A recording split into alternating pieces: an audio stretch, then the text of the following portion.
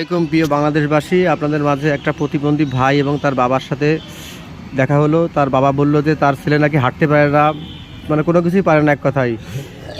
তো আপনাদের মাঝে কিছু কথা বলবে তার বাবা, একটু কথাগুলো আপনারা শোনেন, বলেন। আসসালামু আলাইকুম ভাইয়া।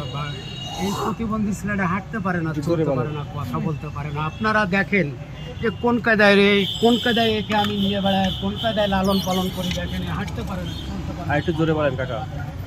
দেখেন এর চলার কোনো কায়দা নেই।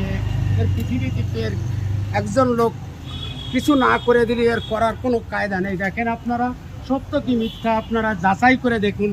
এই ছেলেটা কোনো কিছু করতে পারে না, একজন লোক করে না দিলে গিয়ে কোনো কিছু করতে পারে না।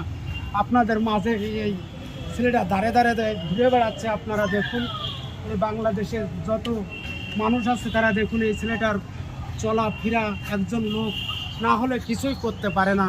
আপনারা দেখেন এই ছেলেটা প্রতিবন্ধী হয়ে গেছে স্ট্রোক করে।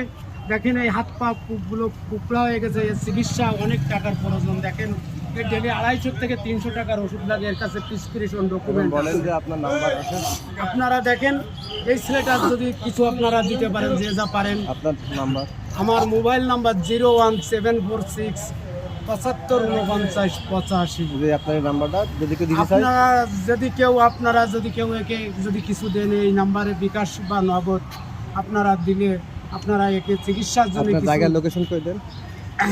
এই ছেলেটা থাকে যশোর কলাবাগান পাড়ায় কলেজের পাশে। এই ছেলেটার এখন বসবাসের বাড়ি। ছেলের কি হন আপনি? আমার ছেলে, আমি এই ছেলেটার বাবা। আমি বলতেছি আপনারা দেখুন এই যে এই ওয়ার্ল্ডের